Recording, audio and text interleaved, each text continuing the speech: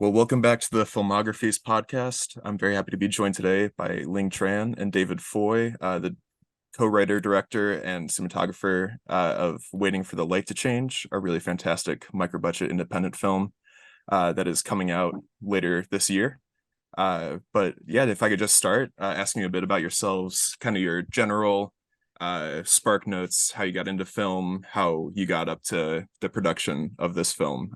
We'd just love to hear a bit about both your backgrounds, if you don't mind. Well, thank you so much for having me today. A little bit about me. I don't know.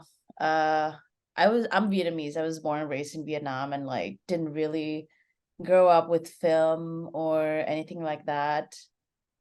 I would say I had like a bit of I'm like a late bloomer, like you might say, because growing up, my parents like really didn't want me to watch movies because they thought movies like taught you a lot of like things that they didn't want me to know, like violence, sex, you know, being in relationships early, things like that. They didn't really approve, and nobody in my family is in the arts, so it was definitely a strange path coming to this point. I came to the States in 2013 for college, and at the time I didn't know what I wanted to do and just stumbled into like an acting class, and then a lot of stuff follow, work in theater a little bit. Really love the storytelling aspect of it, but I couldn't really like jive with the theater crowd, so I decided to do something else that is like still like storytelling, and I started taking film classes. So I graduated college with a bachelor degree in film studies. I'm a little bit of a nerd. I started watching movies like really late. Like I don't think I started watching movies like until like 2016, and then I just crammed as much as possible to catch up with my peers. And there's like I think there's an advantage to that, I think, because like you kind of get to reflect on things like a lot. It's like you watch, like for example, you watch a director's filmography back to back to back, and then you see like how they grow up and become who they are today, and you can compare and contrast like their style now versus their style when they just debut. That was fun, just like cramming as much movies as I can. Letterbox is definitely very useful for that. And then after I graduated college, I went straight to film school. I went to DePaul, and that's where I met David and started making short films. And Waiting for the Light to Change was the last thing I made at DePaul before graduation. So it's not too long ago. I graduated in 2021. So I'm definitely still like a new filmmaker, a baby. Yeah. Absolutely. Excuse me, you're off to an amazing start. I have to say, I'm curious how far you got into acting before you started to realize that was not the side of the camera you were more interested in. Were you like in any films or any theater productions, or was it just the classes? I was in a couple productions. I was in an acting class, and with acting classes, you have to do like plays and like scenes in class, and that's your exam, right? And then I was in voice and movement, so did a little bit of that as well. Auditioned a bunch in college, was in a couple of theater productions, auditioned a bunch and didn't get the roles. And I like acting on stage, but I tried recently to act again. But screen acting, definitely not for me. Maybe like being a director was hindering that a little bit, I think. Definitely very different skills. And I have like mad respect for actors, especially screen actors, because I know it's not easy, like doing something again and again and again. But I say I'm still a performer. I'm just not a professional actor. And the things that I learned in school, in theater, definitely helped me like in working with actors and like crafting performances, and or even like getting actors to be comfortable in front of the camera, and like acquiring their trust and things like that. Yeah, for sure. I think it's a really helpful thing to have that experience and that respect for actors of knowing how hard it is and the repetition and everything that goes into it. It kind of puts you on a more similar level of them as opposed to just going, oh, you're an actor, just act. You know that there's a lot more behind it, but that's awesome. And yeah, David, how about you? How'd you get to Waiting for the Light to Change? Yeah, so I mean, when I was in high school, being a part of film is always something that I've wanted to do. I was one of those kids that just like loved going to the movies and loved seeing like anything and everything that was being made. You know, I don't think anyone in high school really knows what they want to do, but when I was 15, I like found myself in a film studies class. And I forget exactly what we were watching. I think it was like Psycho. Um, and then I was like, yeah, like I really want to be a writer.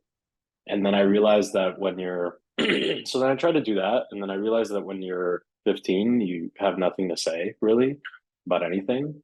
And then kind of left that behind and then started getting more interested in the camera side of things and being behind the camera. And of course, like my film knowledge at that point was only the films that I liked and the films that I didn't like. So I didn't really know what a cinematographer or a director of photography did. Um, so I just kind of started like researching, like what they do and the things that they're in control of and like what their influence is on the film. And I was fortunate enough and lucky enough to have a friend in high school that became my creative partner from back home, and we started making these little films together in high school that no one's ever going to see, but where it was a lot of fun and it was a really great learning experience to kind of jump into things that young. I think you can kind of go past all of you can use your naivete to like your advantage, because I wasn't thinking about uh you know how perfect is this lighting, like what is the exact scene, so I sort of just started shooting and figuring out what I liked and what I didn't like, and you only have so many resources at that point, and that's true up until this day. And then relocated here to Chicago in 2016, went to film school. And yeah, met Ling. We actually met like a long time ago, maybe like 5 or so years ago, 4 or 5 years ago. And it wasn't until the winter of 2020 that she asked me to shoot a feature film that was part of DePaul's Indie Studio program. And it wasn't even this film. This film was just a product of her asking me to shoot something else. So yeah, that's kind of how I got to it. And yeah, but I've always been a lover of like of film and like being a part of film. And I honestly could never really see myself doing anything else. So yeah. That's amazing. Did you ever have a stopover in like directing from like writing to cinematography, or was it pretty instant? I think I tried to direct like one thing and then I just realized that that wasn't for me. I don't think that I'm very good with trying to get a performance out of an actor. I think I'm a little bit better uh, just like being there and seeing them and them knowing that, I'm in charge of the image making, and that, I'm kind of cinematographers have an interesting relationship, I think, with actors because we're always close to them, but we're never actually telling them what to do.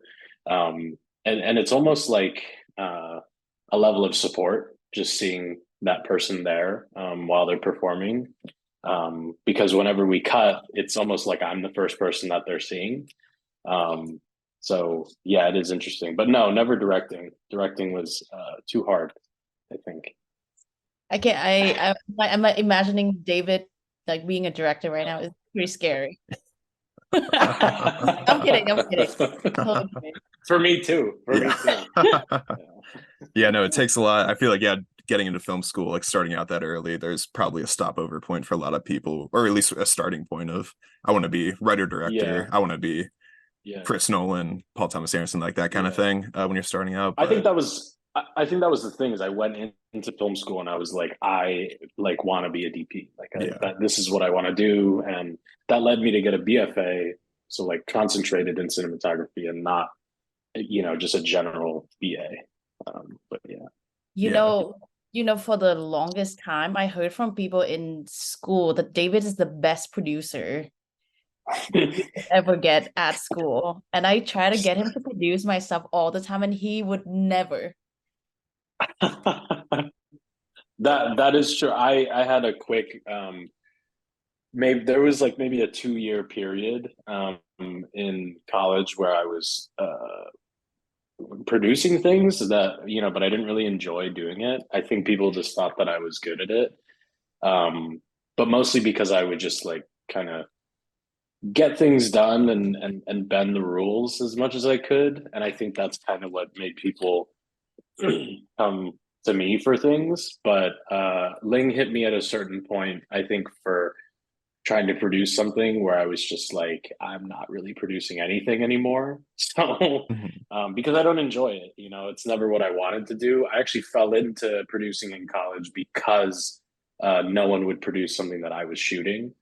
So I was just like, whatever, I'll do it, and just try to get it done. That was the worst decision ever, because trying to shoot something and be a producer is like, two steps forward, five steps back, that kind yeah. of thing. So, yeah, Yeah, absolutely. There's a big difference of like being a really dedicated producer versus someone who's just like willing to do it is a big thing absolutely. early Yeah.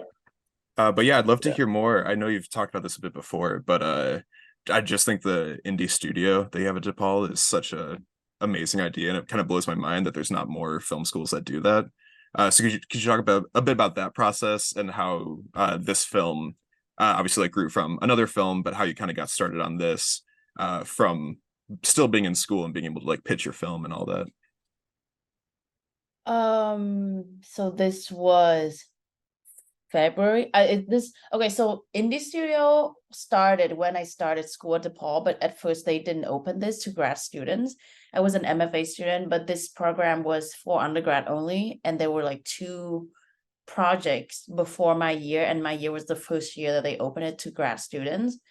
And the person who ran the initiative was is James Choi, and James told me about this because he was my thesis chair. And so in the winter of 2019, they would send out like scripts for students to pick, and then they would like pitch a vision to. So in order to become the director of Indie Studio, you have to pitch against other teams of directors, producer, or other directors. And or you can write your own script and pitch your script, but I was lazy, so I didn't have a script. And so I picked one of the script, which was a coming of age. It's something that I didn't feel like 100% like. It's not like an amazing script or something, but I'm like, oh, okay, I can work with this, and I want to change a little bit of like these characters to fit my kind of experience, because I like to make movies about things that I know. So I did a bunch of research for that project, was working really hard with the writer, and then COVID. And then we pitched the project. Not we, just me. I pitched the project and I won the pitch. So then after I won the pitch, like we started like having producers, DPs, just like recruiting the team to be in that class. So basically that initiative is a class that meets every week to talk about like where we are in the process. And we were supposed to make it super quick, like in June of 2020, but we all know what was happening in June of 2020. So that did not happen.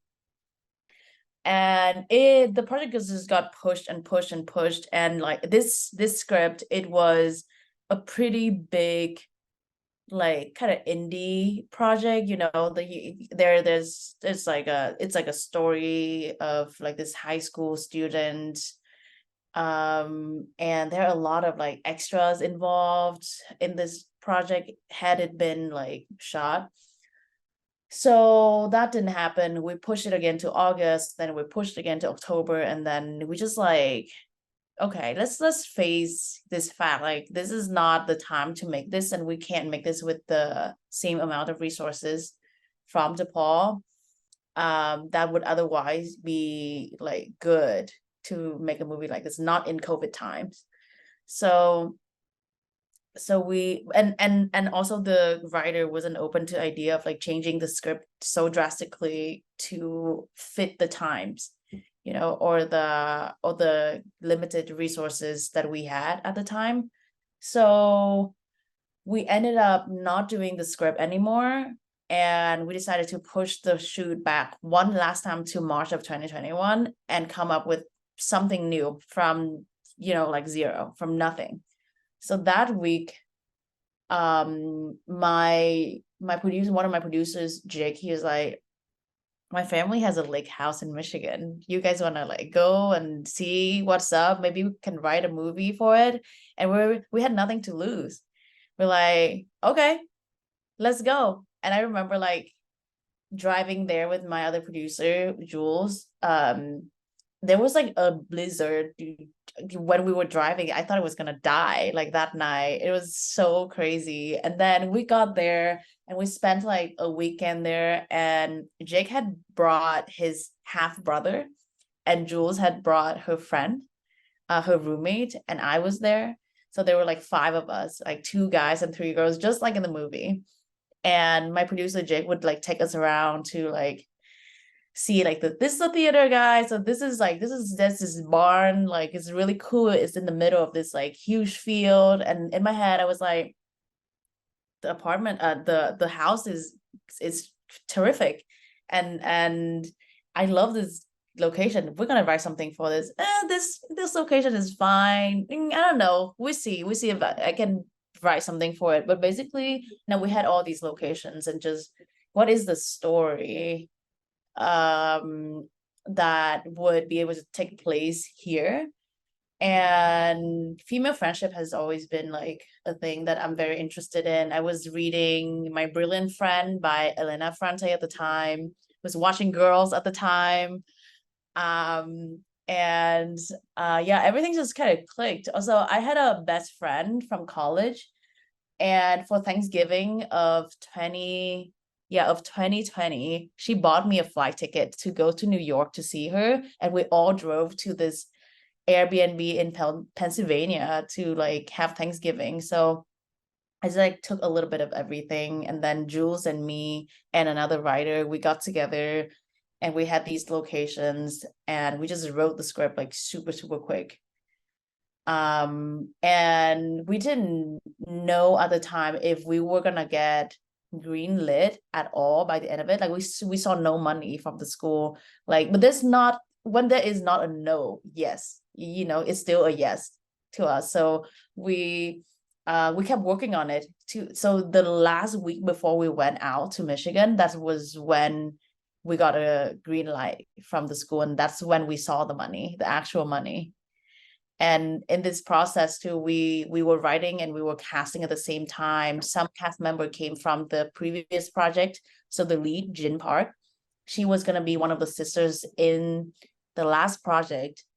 And then the rest of them, they're all new. They're all from, you know, like someone we know at the time, or from backstage. We just found people, and we would write a draft and then have like some actors come in, do a table read, go back, do another draft, table read, draft, table read. We did that like 6 times.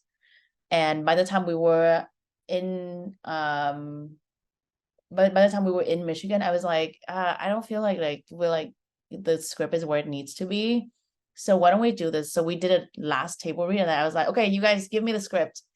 You're not gonna learn these lines. We're gonna do some improv during rehearsal. So that's what we did. And I'm very grateful for that kind of process. And I think that's what I'm gonna do from now on. Yeah, super long answer. I'm sorry. No, it's really interesting. So was it something where you were like prepared to make the film kind of no matter whether or not like the entire budget came in? Like you said, it was like up until a week till you were supposed to start shooting. Or was it just you're kind of still hoping and waiting for the money from the school? I mean,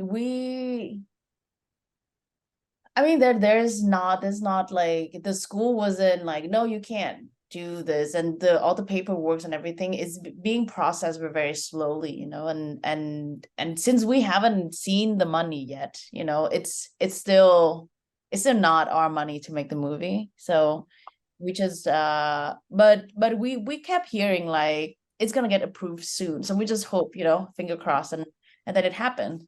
It felt like a miracle, I'm telling you. This was 2020, Yeah. 2021. Pre-vaccine. Yeah. No, it's amazing. Yeah. And yeah, David, what was it like from your perspective? Because you were attached to the original script, and then you were like, what were you doing during this time period? Were you just along for the ride, or what was on your mind? Yeah, it was basically like it felt like we went into prep for, I mean, we were prepping for sure for the first film. And it just didn't feel right the whole time. Like we even like went and looked at a few locations for the house that would be in that film, and like just even then it felt like kind of weird and like not safe, and I don't know, everyone was kind of weird. And and so then it just ended basically. And I was like, okay, well, I don't really know what to do now, I guess. And also like trying to work in in the city during that time was pretty difficult. So I remember that it ended, I don't exactly remember when. And Ling was like, we're gonna figure something else out to do. I was like, okay. So then I went back home to Hawaii and like kind of tried to find work there, and tried to keep, just do my best to keep creating there with my creative partner, and kind of just wait it out to see, because obviously you're having a whole bunch of thoughts at that point in time, as these things go. And like, I don't know, it may happen, it may not happen. People kept asking me if it was going to happen. I was like, I have no idea. So just tried to do my best to wade in the water, and then yeah, got the call from Ling, and she was like, "We have a script, and it's looking like we're gonna get greenlit." And I was like, "Okay, well, great," So, and then we did get greenlit, and then we got to prep for 3 months, and then we went into production. It was really slow until that moment, basically. And even early when we were still waiting to get greenlit, I was like, wow, like we're prepping for something that could just not ever materialize. That would be another bummer, and it would be the third failed project that Ling and I would have tried to do, which would have been, yeah, another bummer. But thankfully this one worked out, and the experience was, probably like nothing I'll ever experience again. Just being able to um, be up there and like live in that situation, even though it was way less than ideal. um it was still it still like kept us all like true to what we were doing, I feel like. And yeah, it was really special, I think.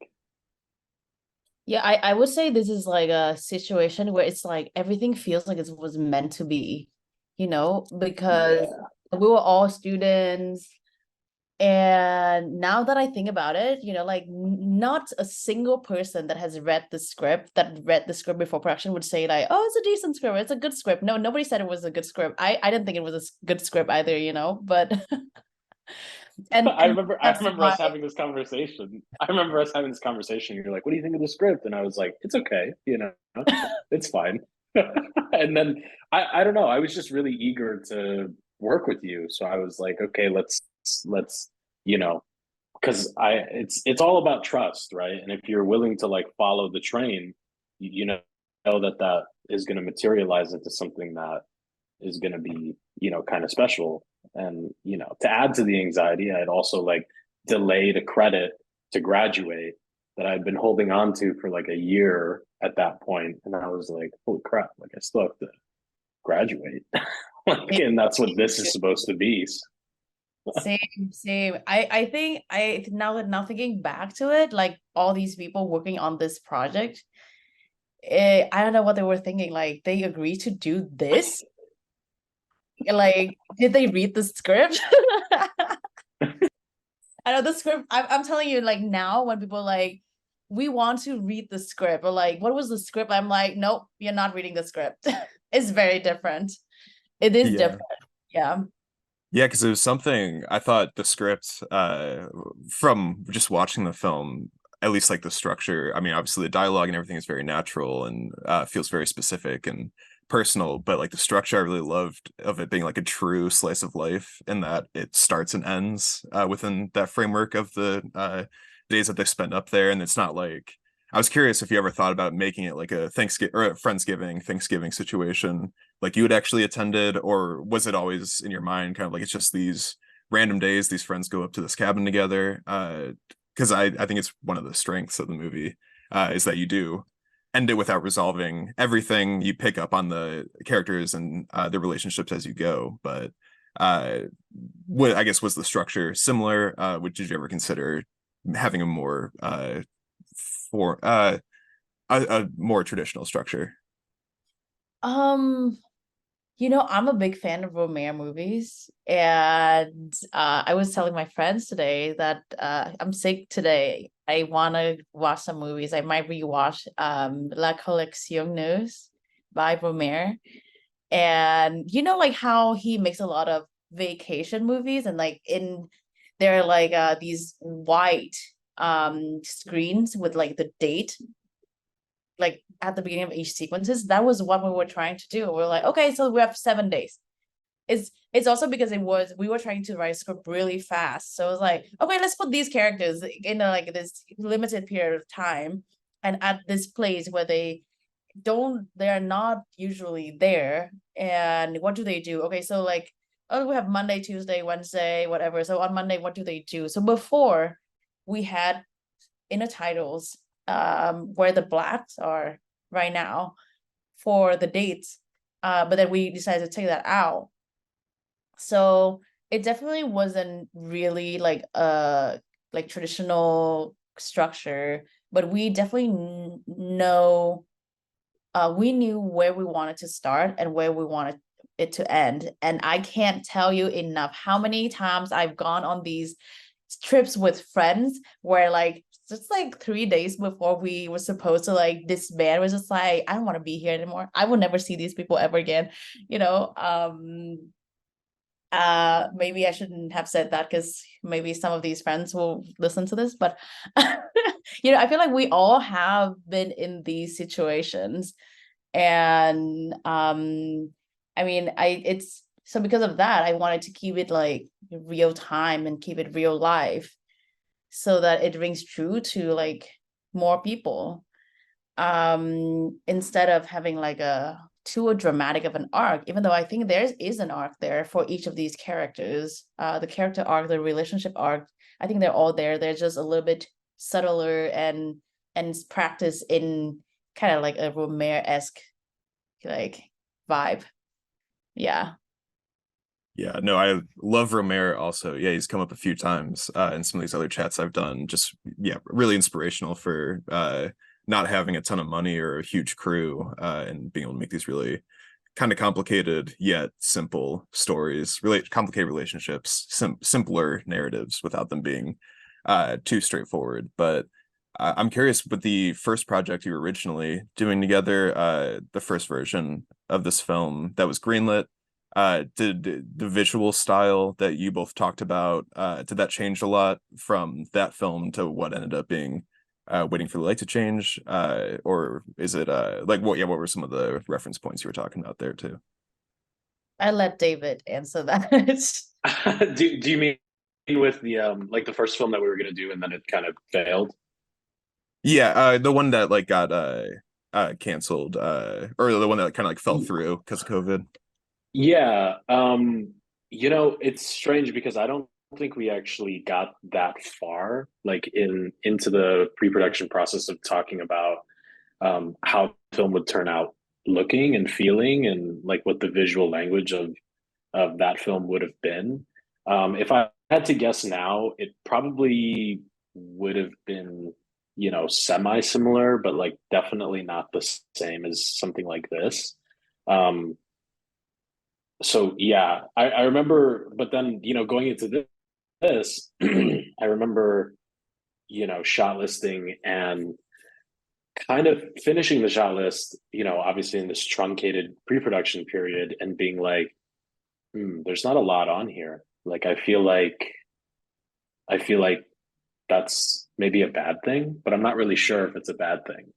And then it got even more clear to me, like once I got up there, because I went up there, I think like 4 or 5 days before the actors got there, and then I was there for the whole week that the actors were rehearsing, which is a dream. And then once we got into the locations and everything, it became even more clear that we like didn't need a whole lot. You know, it was sort of this piece was always going to be much more of a performative thing, and the camera was always going to be a lot more objective and a lot more observing whatever the actors were doing, especially because it's kind of difficult to work out. And I'm going to say coverage because I feel like that's the word that gets tossed around, even though that's a dirty bad word. I think it's kind of difficult to plan for stuff like that if you don't actually know how the scene is gonna, you know, happen. And we didn't know that until a lot of these improvisational moments were worked out. So we kind of just, you know, we went in with a plan, and for the most part, I think we really stuck to it. But yeah, that was kind of the whole thing. But yes, that movie way back then would have looked way different, I think. Well, to be honest, like it's really hard to. So I think we like shot list like maybe like 10 scenes from that project, because, and then we were like, okay, you know what? Let's not do this right now because we don't have locations. We didn't have locations, so Yeah.